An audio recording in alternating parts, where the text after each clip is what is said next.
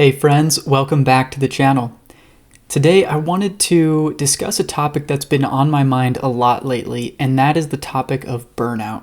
I'm sure that we're all a little too familiar with burnout at this stage in 2021. 2020 was simply a crazy year, to say the least. Many people were out of work, and many other people were overburdened at work and struggling to find a balance between this new working from home thing and their personal lives. And this increase in stress hasn't really gone away. The reality is that each of us will likely experience burnout in our lives. It's simply inevitable. The question that I asked myself this week, though, was, does it have to be? Do we have to go through life constantly on the brink of burnout?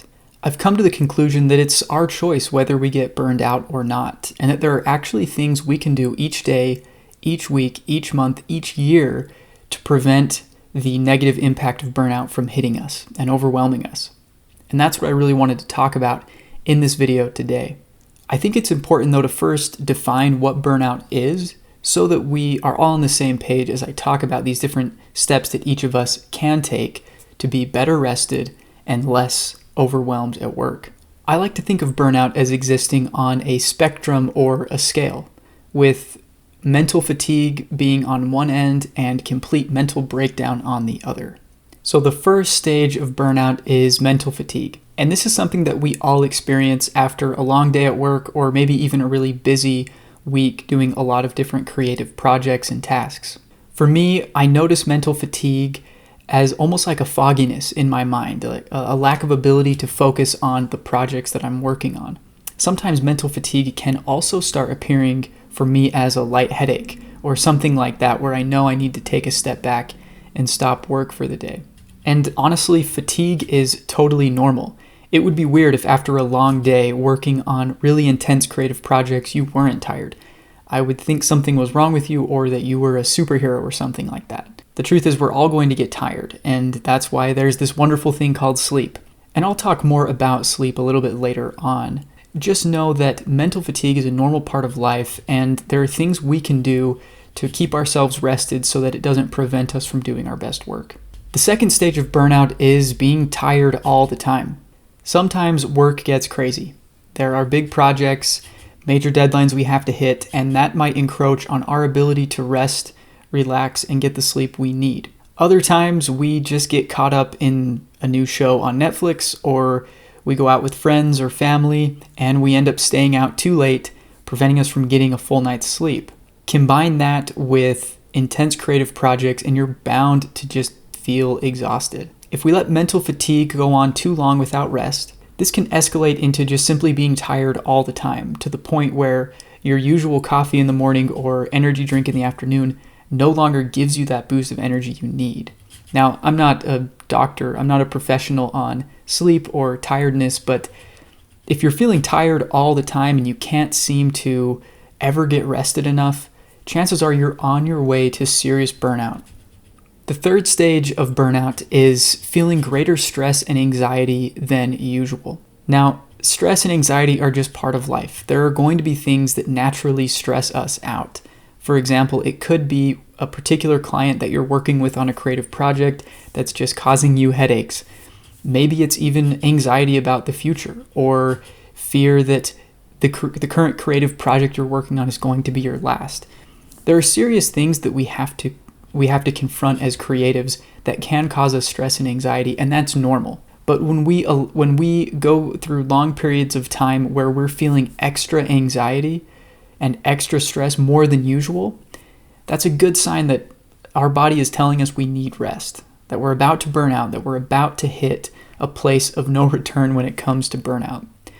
It's important to just monitor your stress level. If you're feeling yourself becoming frustrated more easily, annoyed more easily, if you feel like you are constantly anxious about the work that you're doing, it's time to really consider taking a step back, as that may be a sign that you're headed towards some serious burnout. The next stage of burnout is hating the work that you do. Now, in all honesty, there will be aspects of the day-to-day work that we do as creatives that we're simply not going to enjoy. And that's part of being a human, part of being alive. You're not going to enjoy 100% of every project you work on. In my estimation, there's probably about 5 to 8% of the work I do each day that I kind of dread, but that I have to force myself to push through. The other 90 to 90% of the work I do, I genuinely enjoy, and it gives me meaning, and I find happiness in doing it. If those things are flipped though, and if 90% of your day is spent hating the work you're doing, especially if that was work that you used to love, it's time to really take a step back, analyze the situation, and recognize that you might be burned out.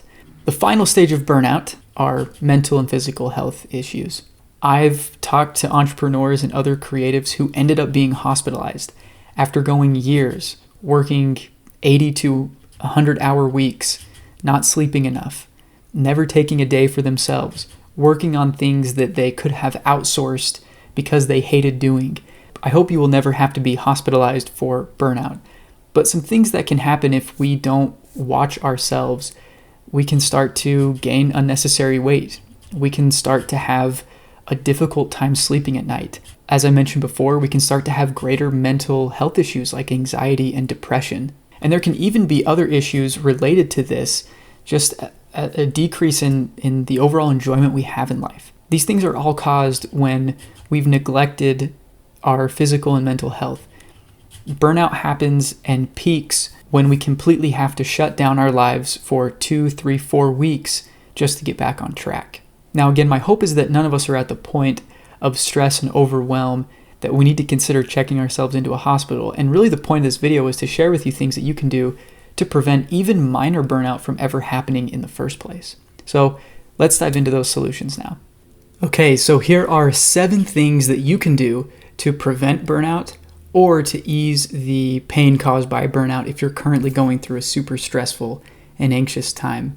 Number 1 on the list is to just get 7 to 8 hours of sleep each night. Again, I'm not a sleep doctor or a professional on this topic, but one thing I've noticed throughout my life is that 7 to 8 hours of sleep is the optimal amount for pure creativity. Number 2 is to take 1 day off every week. Now, I know that this is a big step for a lot of creatives, but for me, every Sunday is a day where I close the laptop and close my mind to thinking about any creative projects whatsoever. Having a day to totally step back from work and not think about it at all is incredibly rejuvenating, and it makes the other 6 days of the week more productive, more exciting, and honestly, my work is so much better. This may seem like a big step for you, but I would encourage you to try it, especially if you want to prevent burnout or if you're going through a really stressful time. Idea number 3 is to take regular breaks throughout the day. Now, this is a really important reminder for me, as I can sit down at the computer and forget that I need to eat or drink for 8 or 9 hours at a time. So if you're like me, it's important to set an alarm, and every 2 hours, get up, take a walk, take a break, make sure you're staying hydrated, get away from work for a couple of minutes. It doesn't have to be long. It can be something like 5 to 10 minutes. But in that 5 to 10 minutes, getting your mind off of your creative work, it can give you a nice reset. This is especially useful if you've been working on a creative project for a long time and can't seem to break through. The 4th idea that I have for you is to not bite off more than you can chew. Now, this sounds like a simple idea, but a lot of us, we get in this pattern of saying yes to everything. It can be really difficult, especially if we're dependent on every project for our living. It can be hard to say no. As an employee who has a lot of tasks, a lot of things that I have to get done, one of the most powerful words in the English language that I know of is no. You can be kind in telling coworkers, employees, managers, clients, no. And you have that ability. Plus, if by saying no to some projects, it makes other projects better and more valuable, you can charge more and therefore alleviate maybe some of the losses that you might incur from saying no to other projects. If you're feeling overwhelmed at work, like there isn't enough time in the day to get everything done, maybe you've taken on too much and it's time to think about who can take on that extra work for you. Maybe it's outsourcing it to a freelancer. Maybe it's talking to a manager and seeing if you can get your work responsibilities rearranged. But at the end of the day, it's important to not bite off more than we can chew as creatives. The 5th idea that I have for you is to take 2 extended breaks each year where you can step away from your creative projects and just rest. Taking 2 week-long breaks each year can be really helpful in rejuvenating us. And it's critical that you take these breaks even if you don't feel burned out, because the trick with burnout is it can creep up on us without us realizing it. But if we're proactive in taking breaks, taking time for ourselves, we'll never have to experience the negative impact of burnout. The sixth idea that I have for you is to set aside a specific amount of time each day to work, and after and outside of those set hours, don't touch anything. Let's go. Whoa, no touchy. No touchy. No touch. Do your creative work in a set amount of time and then be done. This is something that is really difficult for me, as I feel like I always need to be working on something. And as a creative, I have tons of ideas, tons of projects I want to work on in my free time. What I've realized though is if I don't give myself enough time in the evenings to rest and spend time with friends and family, what happens is I start to get bored, tired, and I start to hate the work that I'm doing because I'm simply doing too much. So set boundaries for yourself. If it's 8, 9, 10 hours a day that you're going to work, make that hard and fast to where you don't work outside of that. This can be so beneficial, especially if you're feeling overburdened. The last tip that I wanted to share with you today is to communicate openly with anyone who could help you in a time of extra stress or burnout. As I mentioned earlier, if you've taken on too much at work, it's time to talk to your employer or your manager or coworkers or people that you are responsible for. Communication is one of the main keys in making sure that you're doing your best work and not putting yourself on a track to burnout. In closing out this video, the main takeaway is this: allow yourself time to rest. In both crazy times and peaceful times, we'll simply be at our creative best when we've given our minds plenty of time to rest and recharge. More than anything, I made this video for myself, as a reminder that each day I need to take time for myself, for my family, to simply rest and relax. It's a reminder to me to not fill my schedule with tons of creative projects just because there's time available. I'm still learning, and I'm striving to find a balance in this crazy world that we live in. I hope this video helps you do the same. Until next time, thank you for your support, and please consider subscribing to the channel.